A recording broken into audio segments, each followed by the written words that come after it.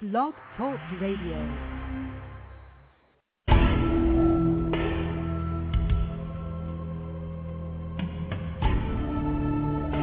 You are now listening to True Murder, the most shocking killers in true crime history, and the authors that have written about them. Gacy, Bundy, Dahmer, The Night Stalker, BTK. Every week, another fascinating author talking about the most shocking and infamous killers in true crime history. True Murder, with your host, journalist and author, Dan Zupansky.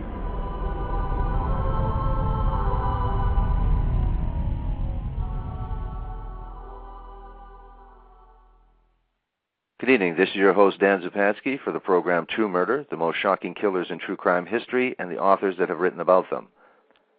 Rebecca Salcedo had an easy smile, a sexy body, and strong appetites. She wanted the world. Bruce Cleland, she decided, would buy it for her. The shy engineer quickly fell victim to her charms, getting her whatever she wanted, a new car, a boat, a house. But he wasn't Rebecca's only admirer. Even after Rebecca manipulated Bruce into marrying her, hoping to divorce him and take him for everything he had, she occupied herself with a series of lovers, male strippers, women. They all spent time in Rebecca's bed, but when she learned that a divorce would only get her a few pennies, she knew she had to find another way to secure Bruce's fortune. The book tonight that featured is Honeymoon with a Killer. He loved her. She loved his money. A return guest, Don Lasseter, my very special guest. Don Lasseter, Honeymoon with a Killer. Welcome back to the program, Don Lasseter. Thank you, Dan. It's nice to be back with you again. Thank you very much for agreeing to this interview. And a great book, by the way, Honeymoon with a Killer. My favorite question, I think, because I always ask it, is very curious, why did you decide to write about Rebecca Salcedo and this case specifically? Well, it's kind of an interesting cultural story to that I did not include in the book. But when my collaborator, my co-author, and I, Ron Bowers and I, were considering this story, I was looking at it and I was wondering really what sounded so familiar about it. And suddenly it hit me that it's a retelling of the opera Carmen, Bizet's opera. In that, when I was a kid, I saw a version of that with Rita Hayworth and Glenn Ford.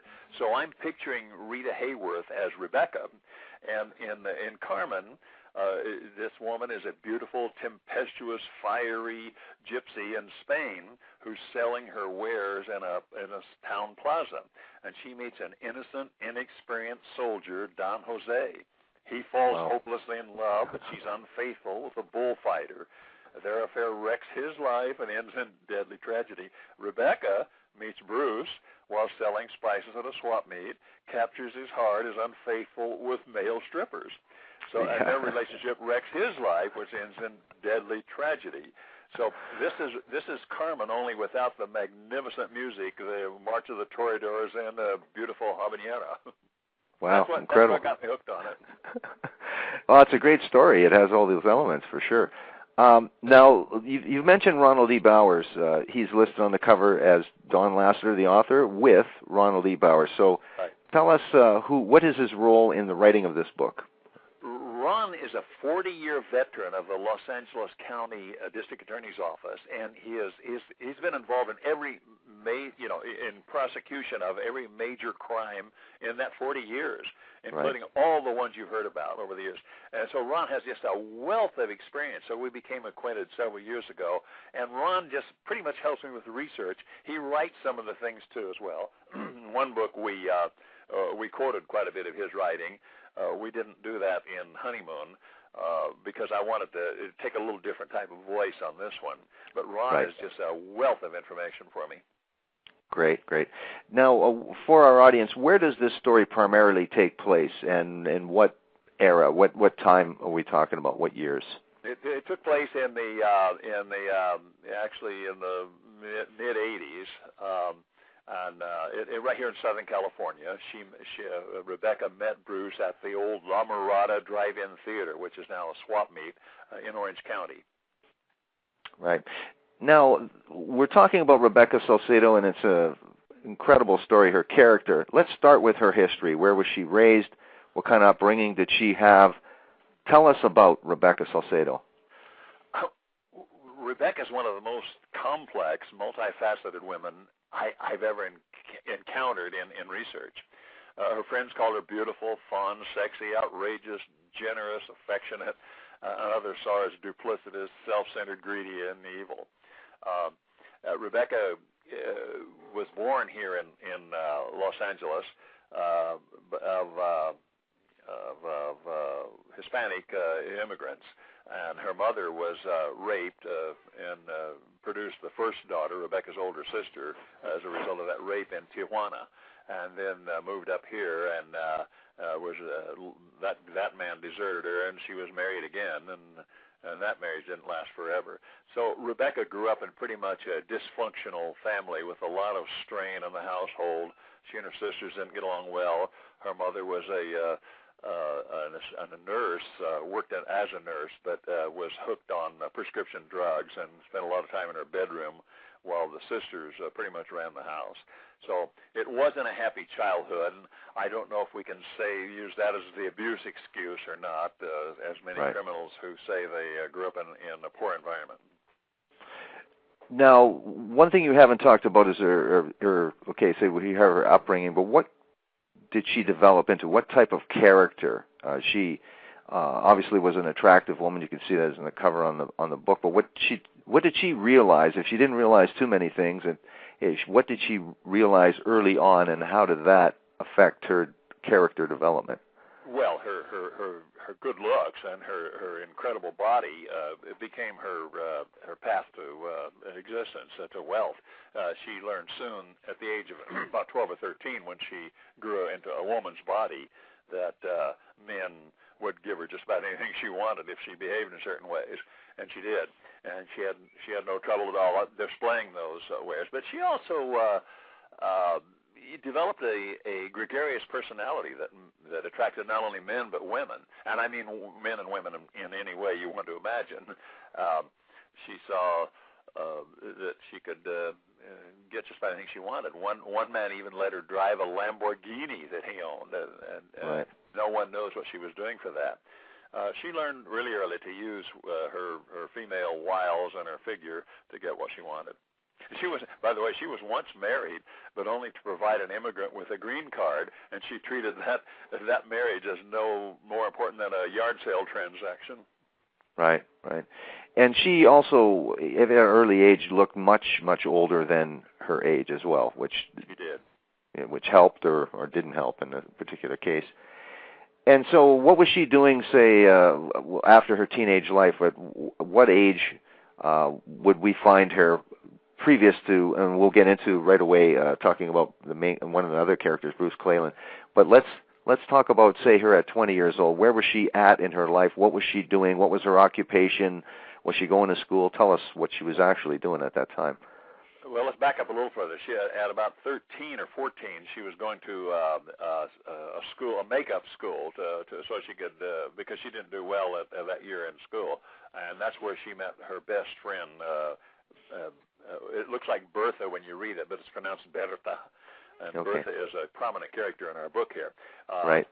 Then, as they grew into they became friends, and then Rebecca was very involved with a lot of men, and she produced a young boy, a son, and she didn't know who the father was exactly. And she found out while she was in jail, actually in prison for a drug conviction. And she contacted her friend Bertha. I'm going to call her Bertha. I'm not going to try that better the whole way. Okay. So she contacted Bertha and said, "Could you send me some pictures of the men I've been dating, so I'll try to figure out which one is the father." So that gives you a pretty capsulized picture of what Rebecca really was. Right.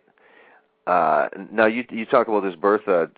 She's important to the story because she's with her at an early age, and this is conceivably the very best friend, the person that knows her the best, and we'll say her very, very closest friend. So that's why she's very important to this story, isn't she?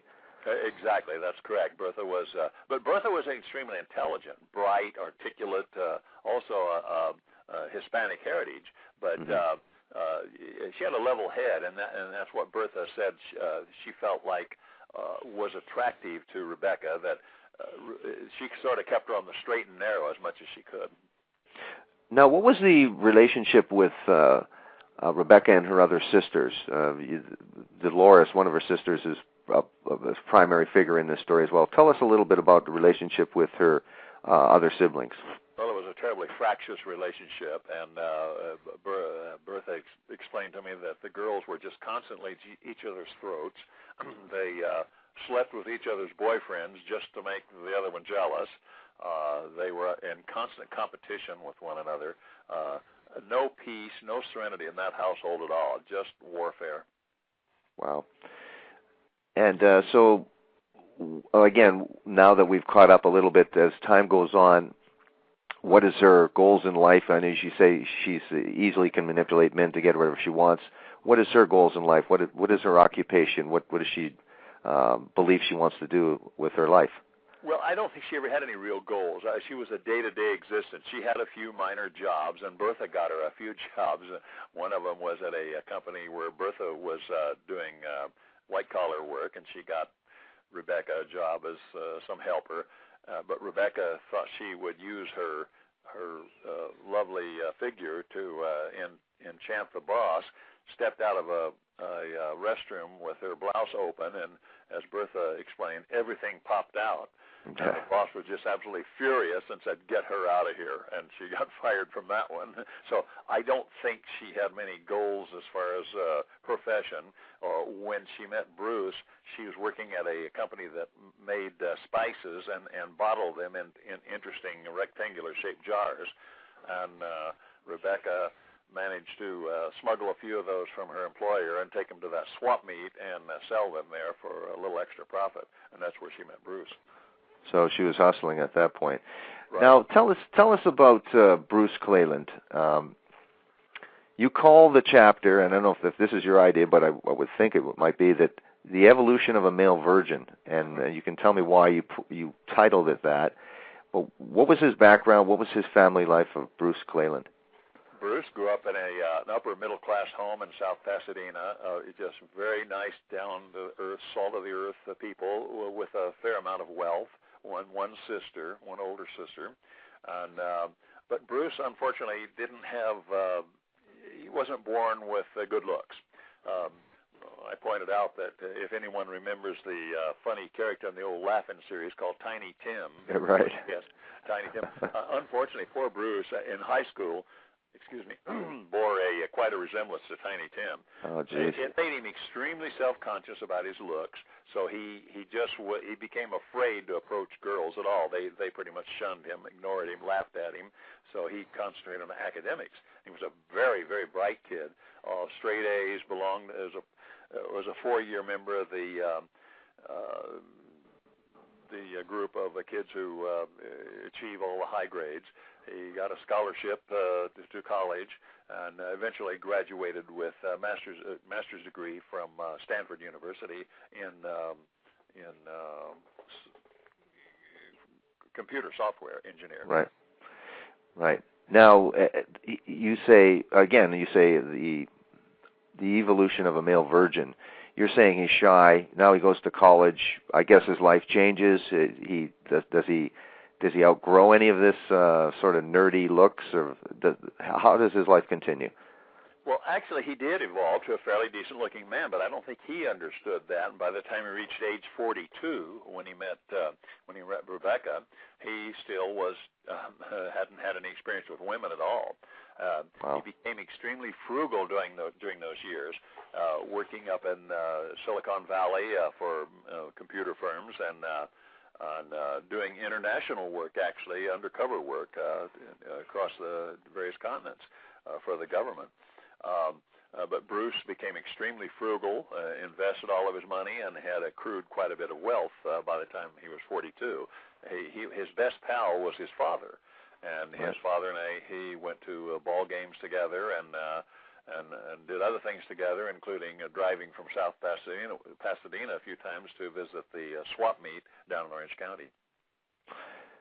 Now, he even lived with his parents still at that age, didn't he?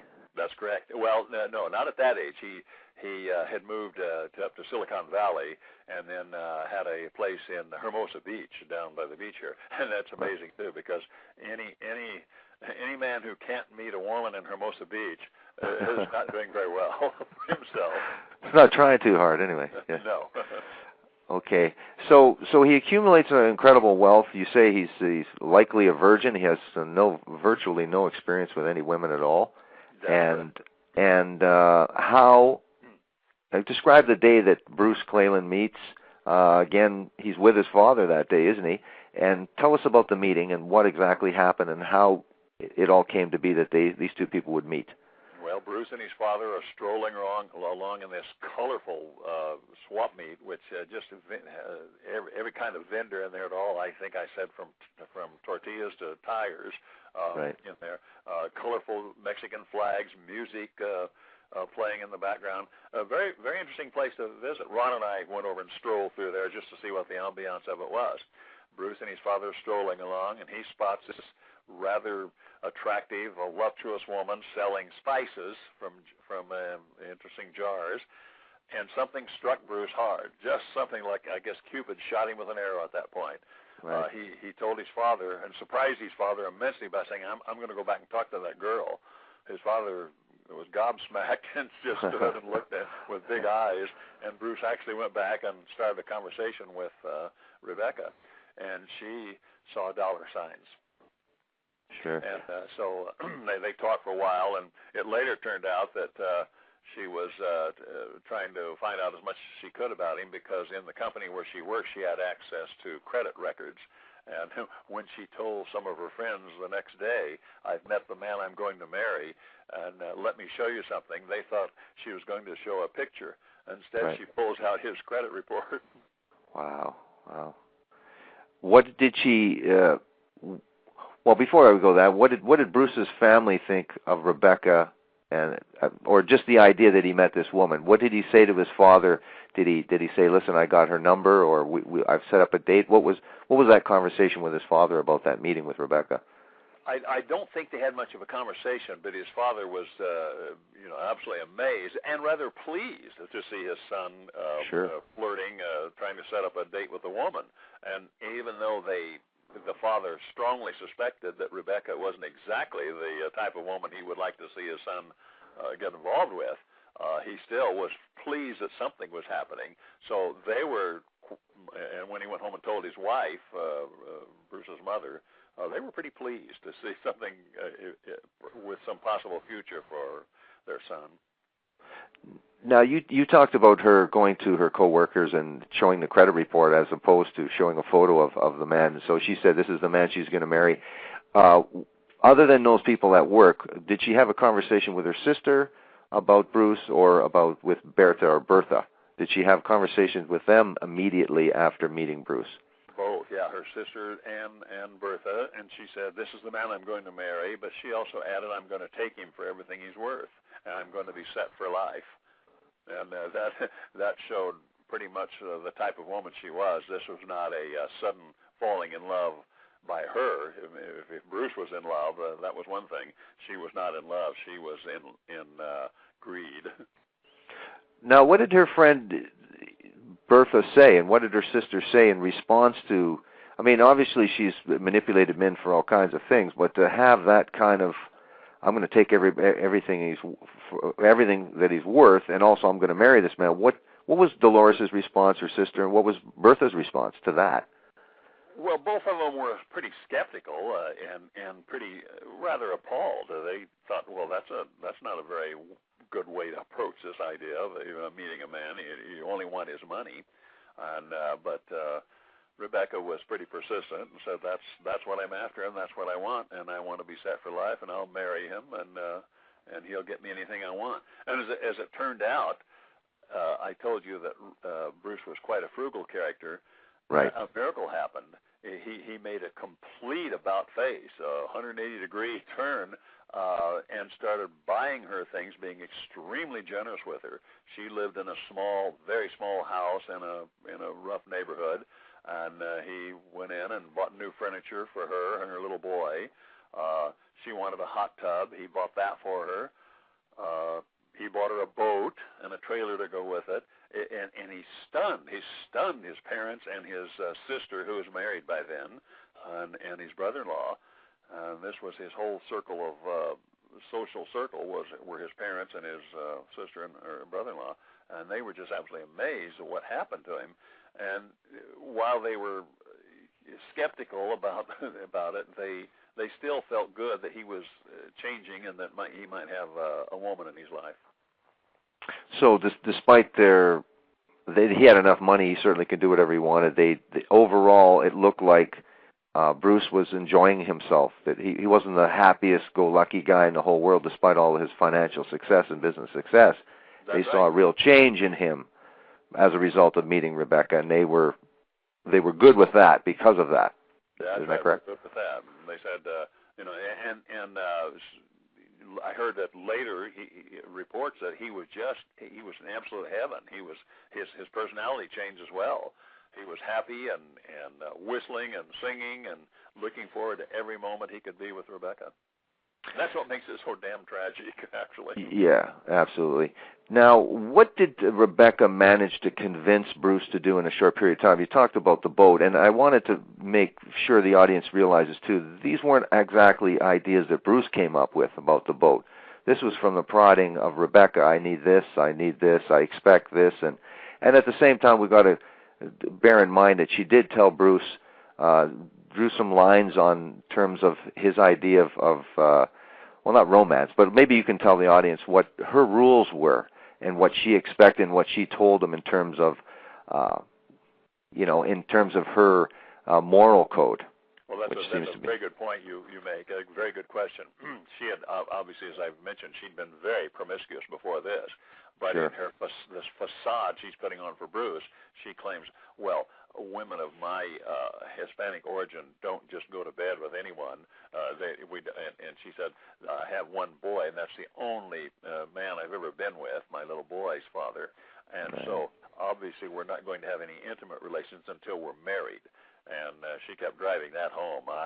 We must get married before. So that's just we do not do anything naughty together. And Bruce bought it every inch of the way, where most men with any experience would have said, "Oh my God, this is not working here. This is not right." And there was other things too as well, that he also made duplicates of his credit cards so she could use them basically at her whim. She also began.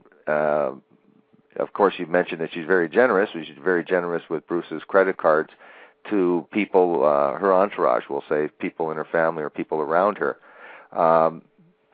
That was something that, again, another reasonable person might wonder. And wasn't there also stipulation that he really couldn't just pop over to her place at any time, or was that later when he actually bought the house for her?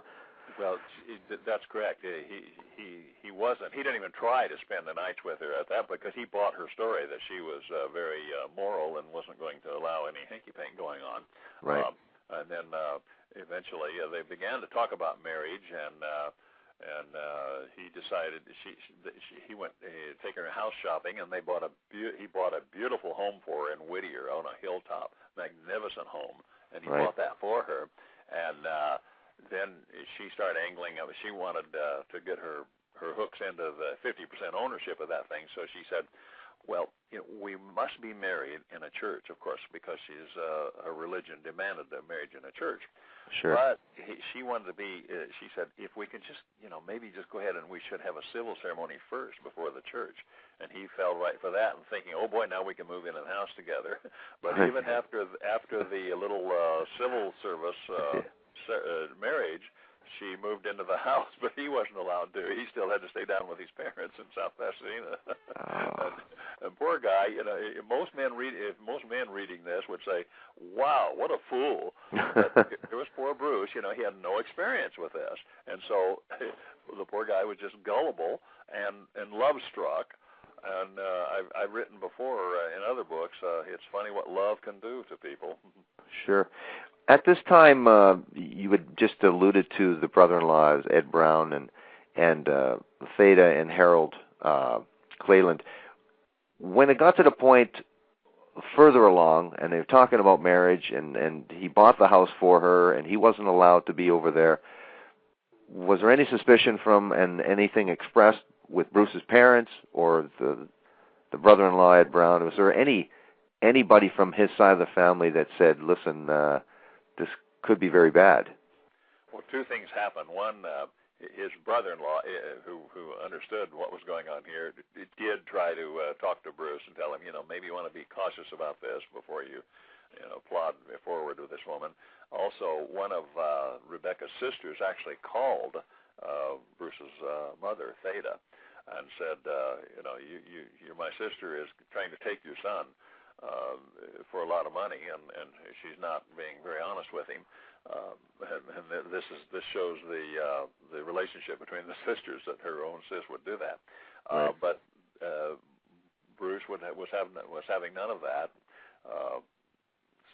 And the mother didn't even try to stop him. She thought, well, he's a grown man. He should be able to make his own choice. Oh, by the way, let me back up just a little bit. You mentioned the credit cards.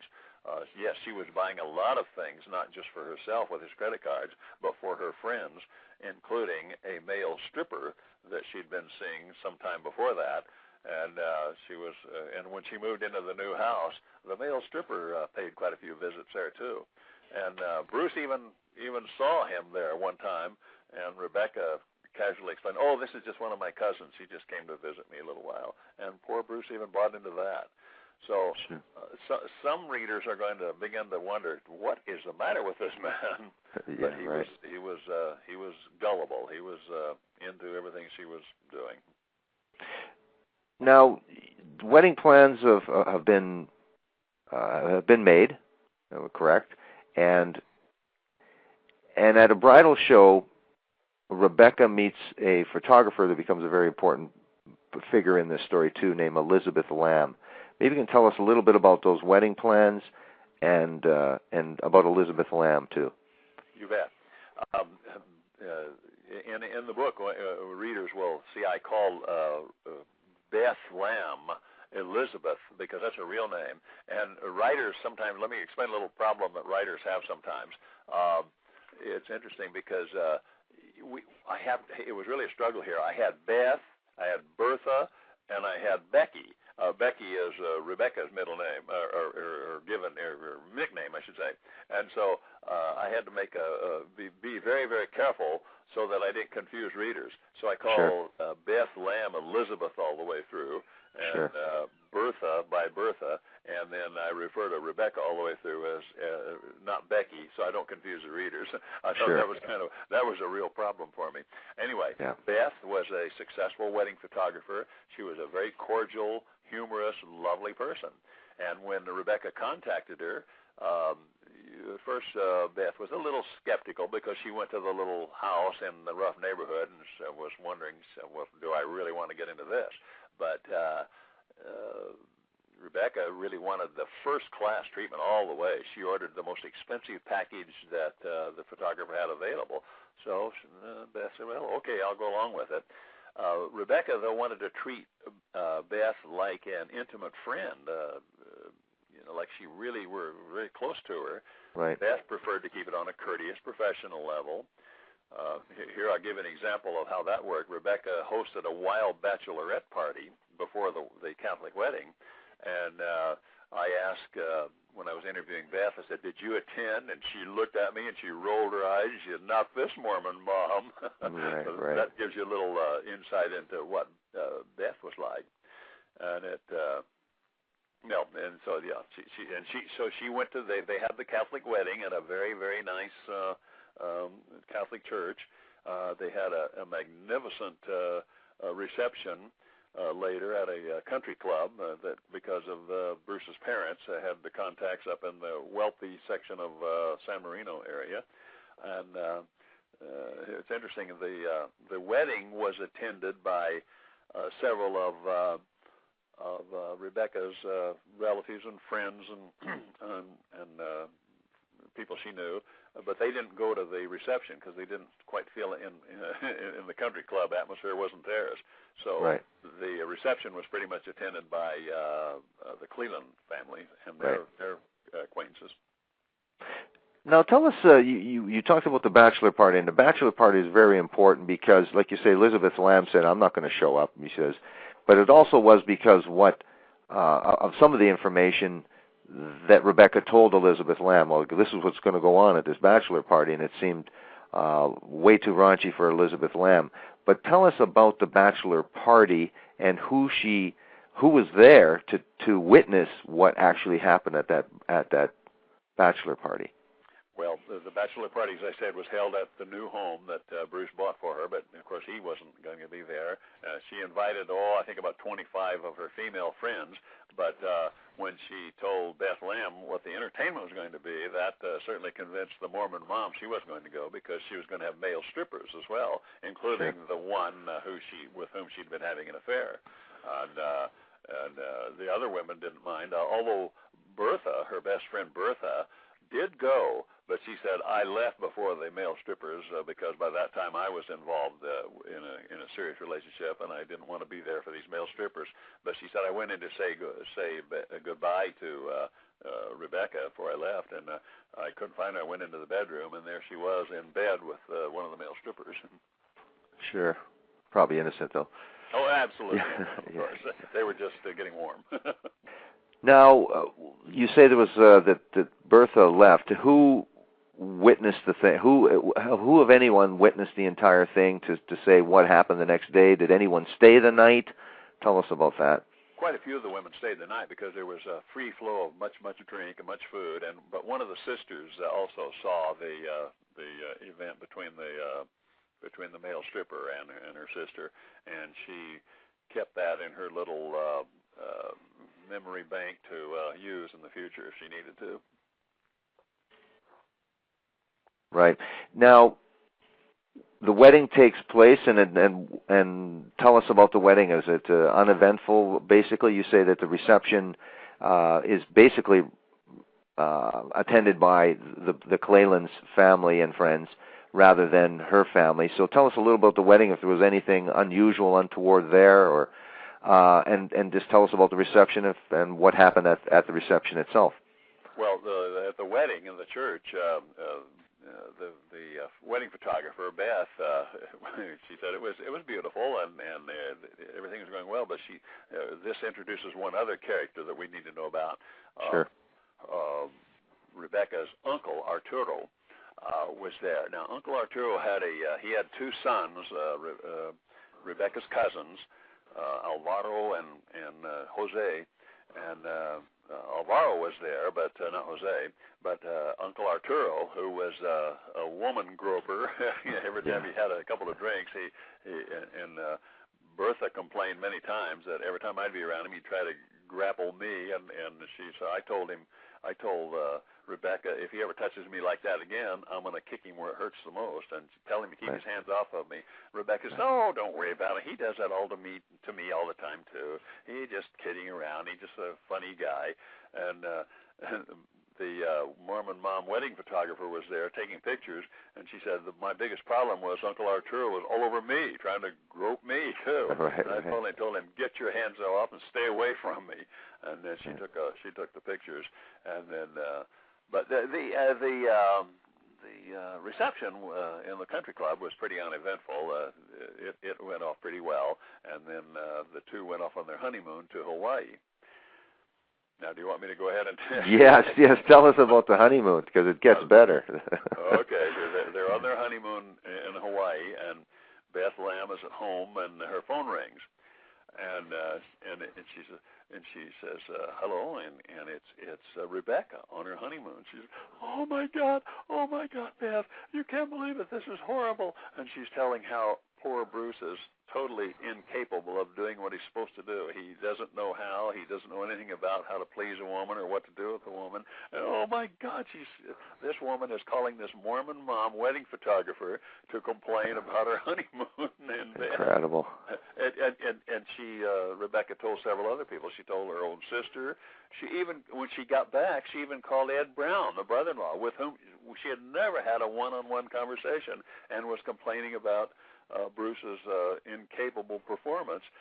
And Ed Brown, the brother-in-law, told her, "Look, what are you doing telling me this garbage? You need to talk to someone else. This is not my business, for heaven's sake." And it stunned him that this woman was spreading these kind of malicious comments about her poor new husband. Right.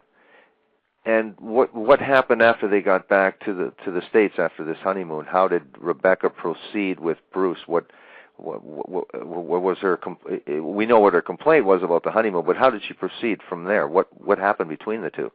Well, when she got back, they did move into the house for a while, and poor Bruce is trying to do his best, but he's beginning to think, oh my God, this is awful. What's going on? And Rebecca is really cold to him. She's spreading these nasty rumors, and then she begins to say, I want a divorce. This isn't working out. I want a divorce. And Bruce is brokenhearted. And within just a few weeks, she kicks him out, and he moves back down with his parents, just stunned and horrified that this woman doesn't want him. Meanwhile, she's having parties up there and inviting her male friends. Her stripper friend is coming out and spending nights now, and poor Bruce doesn't know what to do. And so he finally, at Ed Brown, his brother-in-law's advice, sees a lawyer to talk about it. And the lawyer gives Bruce some pretty good news. He says, the divorce laws, she won't get very much from you because you acquired all that before you were married to her, and the divorce laws don't require you to split that with her. And so she'll pick up maybe $3,000 or $4,000. Well, when Rebecca hears this, she changes her tone entirely. She suddenly doesn't want this divorce, but she begins a new strategy. She begins spreading the word among everyone who will listen for 5 minutes that Bruce has been molesting her little boy sexually. And now everyone who knows him is just horrified, including Bertha. Bertha at first said, "Are you kidding me? Are you telling me that he was actually molesting him?" And she tries to rationalize. Maybe he was just holding him on his lap or something and doesn't know how to treat little boys. No, I saw him and he complained. My little boy complained that he molested him. And Bertha realizes this is just a scam. All she's doing now is angling to get his money via another route than divorce. Did she tell anybody else the molestation accusation as well? She told the wedding photographer also, Beth, and she told everyone who would listen, including her sisters. And the sister didn't believe it. She just called her an outright liar. But Rebecca wanted to proceed with this. Did this molestation accusation get back to his family as well? I don't know if it ever got to his parents. I hope not, because that would have devastated them. But Bertha asked, well, have you called the police? Have you called anyone? You need counseling. You need police help on this. Oh, no. I don't want to do that because that wouldn't work. But then she came up with an additional accusation. That Uncle Arturo had been visiting, and that Bruce had propositioned him for sort of a homosexual act, and that now Rebecca is spreading the word that now there may be retribution. My uncle in a Hispanic family, you do not make that kind of a proposition to men. I'm afraid my cousins might do something to him. So she was already laying some groundwork in retrospect, when people think about it, she was laying some groundwork for any kind of sympathy for Bruce to be gone, and also laying the groundwork for possibly any kind of talk of assault as well, right? Exactly, yeah. She's laying groundwork, and that's what she's heading for. Now, when she realizes she can't make any money from this divorce, how does she proceed with Bruce? What does she do? Is she still on a spending spree? Does he cancel any credit cards? How does he proceed? How does she proceed? And what time frame are we talking about after he's booted out of the house? Well, it's just a few weeks after he's booted out of the house now, and she's still using the credit cards extravagantly, and her stripper boyfriend is having a tough time meeting his expenses, so she's feeding him money as well out of Bruce's accounts. And this is when Bertha becomes more estranged finally from Rebecca. This is just unfair, because she liked Bruce and she didn't believe any of the stories about him. But she told him, you should stop that. That's not very good. Well, how am I going to live? And so she's spending it rapidly. Now, finally, Ed Brown counsels Bruce and says, look, you got to stop that spending spree. And so finally, Bruce kills some of the credit cards, so she can't keep doing that to him. Right. Now, I guess to Bruce's surprise, he gets a call from Rebecca. Does Rebecca give him a call about talking about their future. When does this happen, and who makes the call, and what's Bruce's reaction? Yeah, Bruce is at his folks and he's just working every day, coming home and going into his bedroom every night, just mourning and feeling awful. And he gets a call one night, and it's Rebecca, and she says, maybe we should make up. Maybe we should get back together. It would be really nice. And they had often eaten at a Mexican food restaurant in Boyle Heights, which is East Los Angeles. And so how about a date? How about we go there and have a couple of drinks and a nice Mexican dinner, and let's get back together. We can repair our marriage. Oh, Bruce is absolutely elated. He just, he's so thrilled and happy. And he tells his mom and dad, and they're dubious, but they say, well, okay, maybe that's for the best. So they take off to go somewhere one night, and Rebecca shows up. I don't think I mentioned earlier that Bruce also bought her a new SUV. Right. So she shows up in the SUV, and Bruce gets in. He's the passenger, and they drive to Boyle Heights and go to their Mexican food restaurant. And Rebecca, during the meal, gets up 2 or 3 times. First, she goes back, and the waitress spots her making a call from the payphone. And then, but that lasted only briefly. And then spots her 2 other times hiding down a hallway making cell phone calls. And then they leave the restaurant. Now she takes. They had also visited someone else that evening, which was again in retrospect kind of unusual, or at least they find out about it and they investigate this meeting. Who did they go and spend some time with that evening that seemed a little unusual to police later?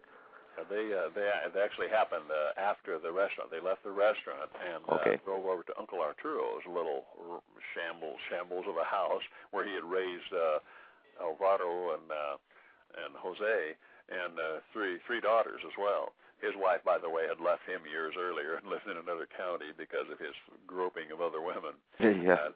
So they go to Uncle Arturo's house, and his Uncle Arturo's there with his girlfriend, and Bruce and Rebecca they bring him actually food from the restaurant, too. Oh, nice. And then they have several more drinks. They've had a few at the restaurant, and they have a few more. And poor Bruce, by this time, is pretty well snockered. He's had more than he can handle, and he's weaving around, and they stay at Uncle Alvaro's house until pretty close to 1 o'clock in the morning, and then they say, well, we've got to get on home, back up to Whittier. So they drive out, and she takes a little different route than she normally takes to go to Whittier. Right, and then what happens? Something with the vehicle.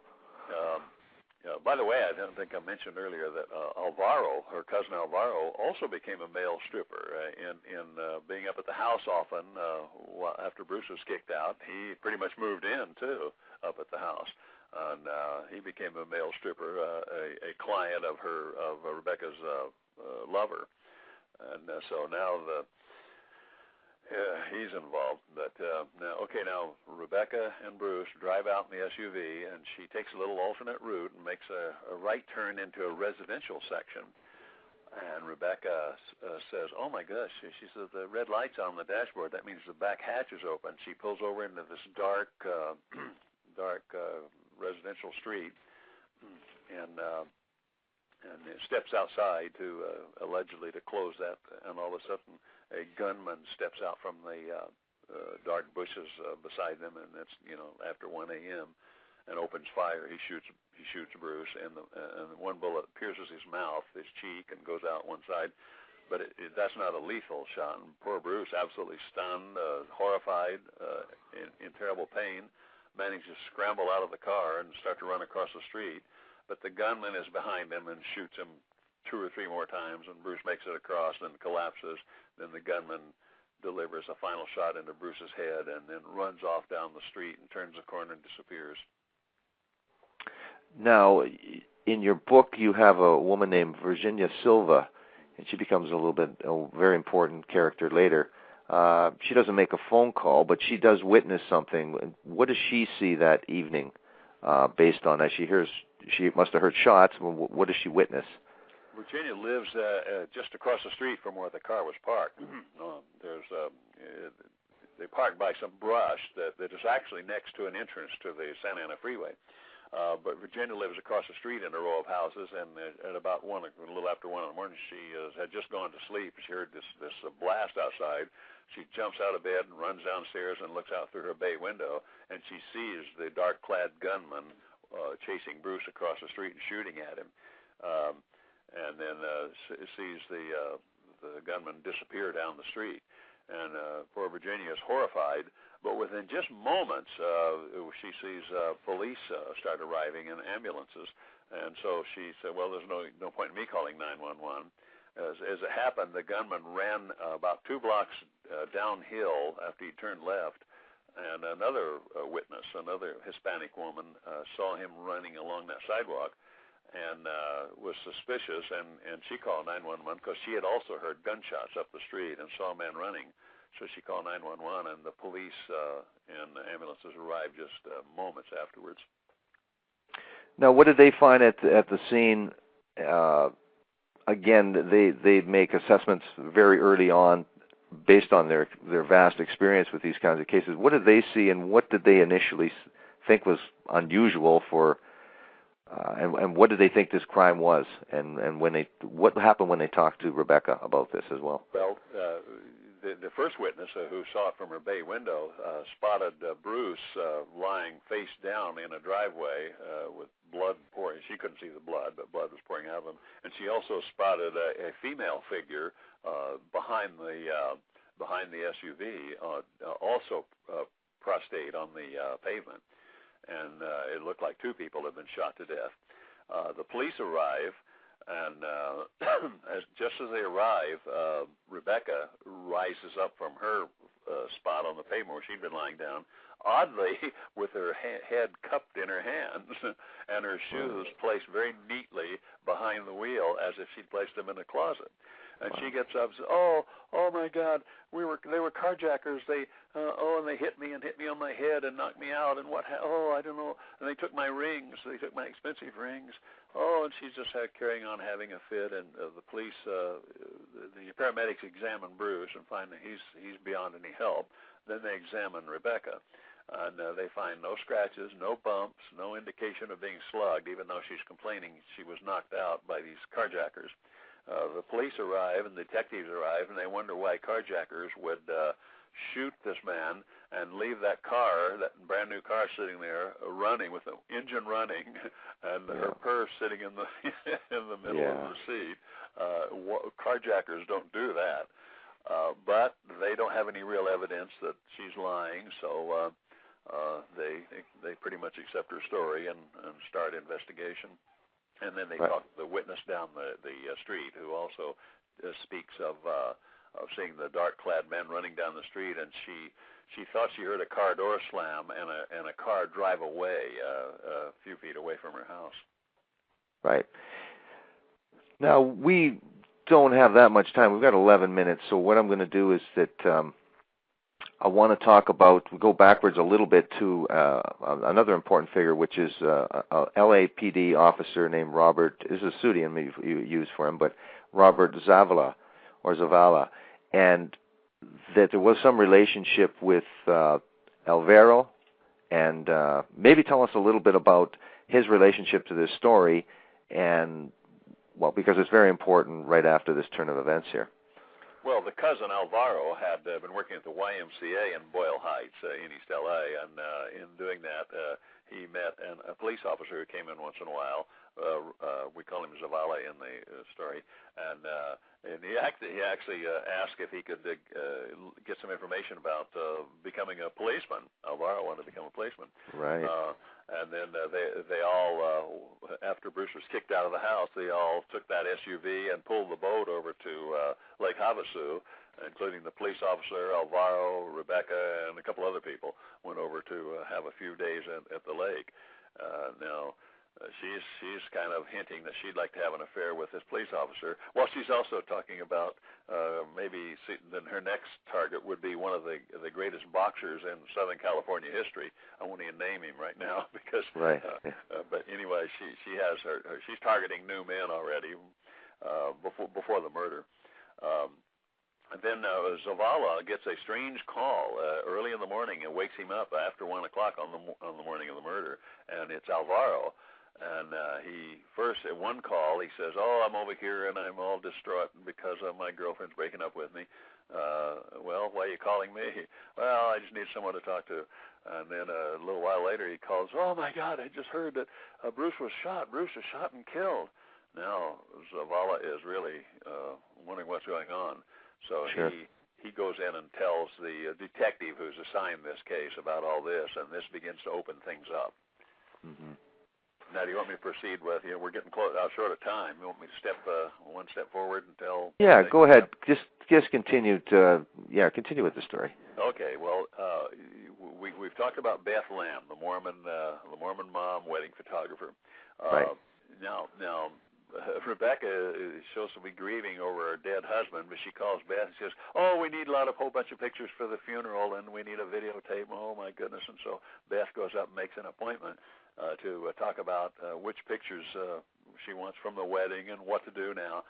And Beth spots these beautiful rings on Rebecca's hands.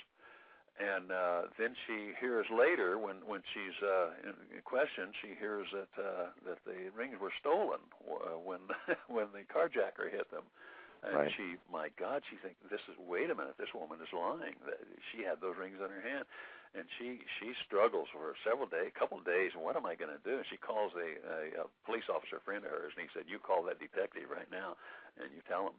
So she did. And this is actually the turning point in the whole case. The Mormon mom wedding photographer's information helps get this case opened up and solved. What did the police ask Elizabeth Lamb to do? They asked her if she'd wear a wire and go to the house and see if she could get Rebecca to talk. And Elizabeth was scared to death. She didn't want to, but she did. She was very courageous, and she tried. But no interesting information developed out of that. But because the rings were obvious, the officers asked her, "Could you go up there and make sure she's there, because we're going to do a raid?" And Elizabeth helps them. But she chooses not to be in the house when the search warrant arrives, and they go into the house and to search and see what they can find when they have a search warrant. And Rebecca's sitting on her hands. "Rebecca, could we see your hands, please?" And she very shyly and reluctantly holds out her hands, and there, that beautiful glowing diamond ring that had been stolen. Okay, now she's lying. And so, with a little bit more information beyond that, she is arrested. And by this time, they have also began a unique, brand new forensic study, and that's the use of cell phones. A lot of people don't realize that cell phones can tell what your location was, and those records of your calls and the calls you received are on record somewhere. And sure. Any given date that you use your cell phone, you can be traced within a few hundred yards where you were. Well, as it turns out, Alvaro was very, very close to the murder scene when it happened. And the cell phone records also connected those strange calls that Rebecca was making from the restaurant to Alvaro. And she and Alvaro exchanged dozens of calls just leading up to and right after the murder. So basically, police didn't, not to say they didn't have a hard job, but it was fairly easy based on the interviews with her friends, those phone records, like you say, they were able to pinpoint that Alvaro had made the call very close. They also, for our audience that doesn't know it, it's pretty simple why they wanted to have a police officer. They wanted to know if they could get any information about the investigation. They wanted to have an ally, they figured, in the police force. Didn't really work out that way. Not the smartest of criminals. So anyway, we'll just leave it at that, because it's the trial. The story has more twists and turns, and it's an incredible trial itself too. So the final twist was that the witness down the street who saw the dark-clad figure running was able to identify Jose, the other Alvaro's brother, as the shooter, and so right. that witness identification pinned him, and they all went to trial, and it took 3 trials to settle this case finally. Wow, that's incredible. Yeah, we'll have to leave it for our audience to want to read this book, and because it looks like an incredible slam dunk at the beginning of the trial, but not with 3 trials, that's for sure. Well, I was hoping we leave some mystery for the readers. Absolutely. Yeah. Absolutely. No, it's a great book, Don. I also wanted to talk about one of the new projects you're working on right now, and I wanted to tell people, how many books have you written so far in you said 15-year career so far. How many books have you written? Yeah, I'm glad you asked. This book was number 18. I've just finished number 19, and I just in August I went to the trial for the one I'm beginning to work on right now, which will be number 20. All of these but one were true crime books. Wow. What is the new case you're working on? Can you tell us about that? Who it's involved in? Yeah, this is a case of a New York lawyer who moved to Hollywood and wanted to immerse himself in the lifestyle, and he did, into pornography, drugs, strippers, and wound up killing a young woman with whom he became involved here with a little clumsy game of Russian roulette. Wow. Dumped her body out in the desert. Do you have a working title for this book? Well, we're calling it the one I just finished. We just titled it "Deadly Deceit." That's about a man who murdered his own parents in Arizona and used their money to take his 15-year-old girlfriend to Hawaii.